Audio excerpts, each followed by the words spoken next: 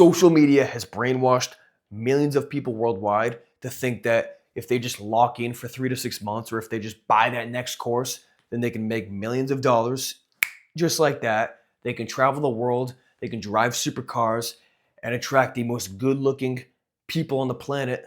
But ultimately, this usually doesn't work. Of course, there are outliers, and hey, my hat's off to you. Great job. But ultimately, that is the minority. And you see, the amount of people who will still buy into this get rich quick scheme is absurd.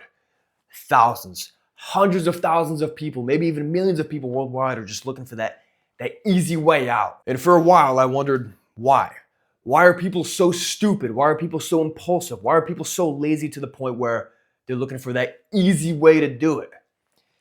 Isn't deep meaning and fulfillment just as important as making the money? It's like, yeah, we live in this capitalistic world and things are expensive, but wouldn't you rather make money doing something that aligns with your true values and beliefs rather than some get rich quick scheme from some random hustle bro on YouTube? But then I realized it's obvious. It's so obvious why people want that get rich quick scheme to work out for them. It's because the modern world has essentially engineered all of the friction out of our lives. If you're bored, open your phone. If you're anxious, open up your phone. If you're lonely, open up your phone. If you're hungry, open up your phone. Subconsciously, this has rewired our brains to really struggle with that long-term purpose. We really have a hard time pushing through when things get tough, or we have a hard time sticking things out and playing the long game. Because, as I said, our brains have been rewired for this immediate gratification whenever we need it most. When your brain is rewired for immediate gratification, this messes with your dopamine levels as well. It gets all jacked up. So any long-term pursuit becomes essentially impossible. That's why when it comes time to doing deep work with whatever it is your deep work is, you might lock in for 5 minutes, 10 minutes, and then your mind is somewhere else completely because you're just not used to doing that. Along with this, we're living in times that really praise people who have material things.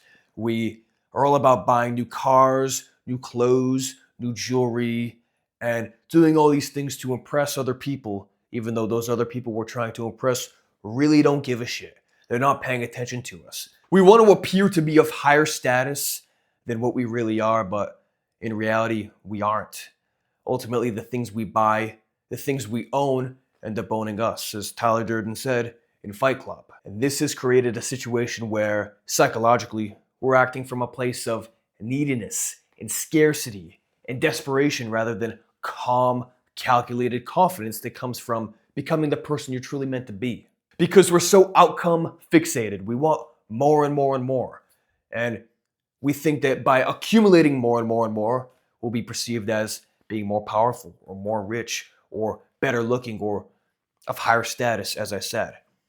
But ultimately, it's not about the outcomes. It really is about the journey. I know that sounds so cliche, but think about it. There are so many billionaires who are like, damn, I bought all the things I wanted to buy.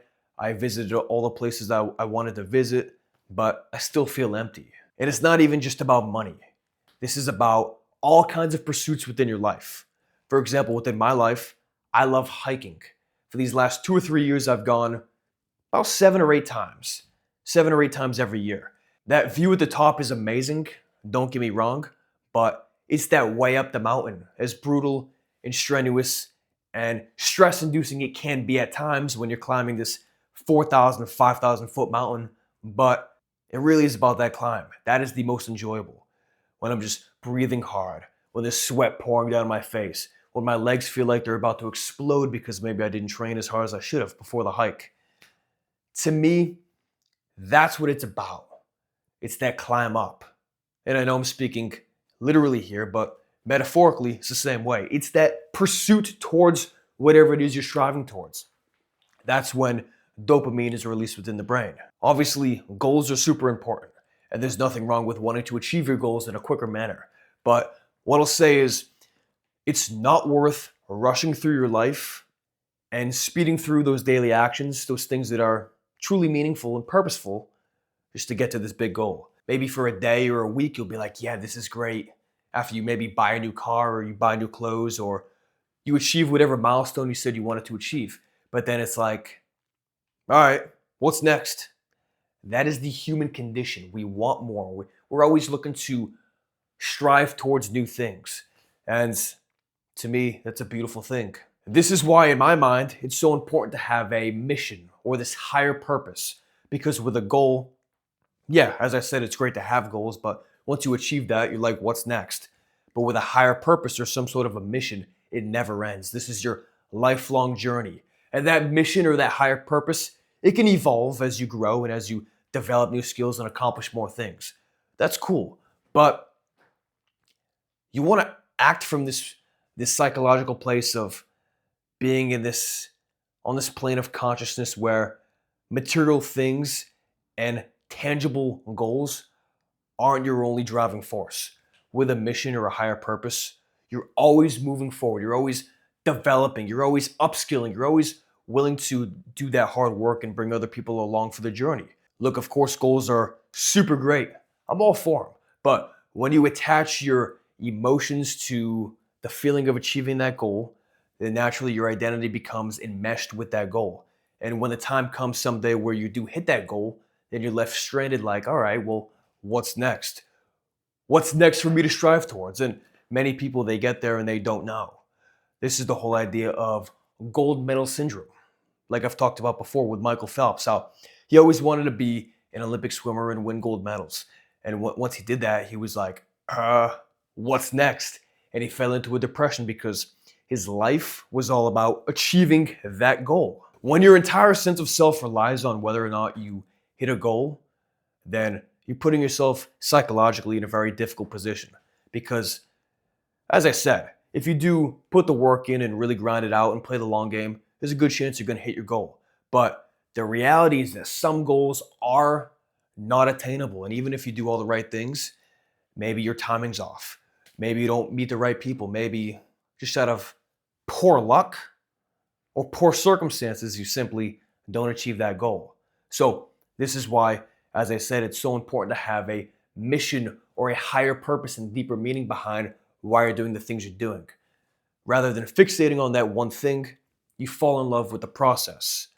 You become one with the journey. The person who's doing something for the love of the game, for the purpose or the mission that they signed up for, will far outpace and out-accomplish the person who's in it simply to achieve a specific outcome. Plain and simple. So figure out whatever that is for you. I don't know your situation. I don't know what you're good at, what you're not good at, but what I do know is that there is true beauty and enjoyment within life when you fall in love with the present moment. And whatever purpose, whatever goal, I should say, you're moving towards, find a deeper purpose. Find a meaningful mission as to why you should continue pursuing that. And that way, when you do hit that goal, or if you don't hit that goal, you're still invigorated to continue down that path. All right? So, hope this makes sense. Thank you very much for watching. I'll speak to you soon.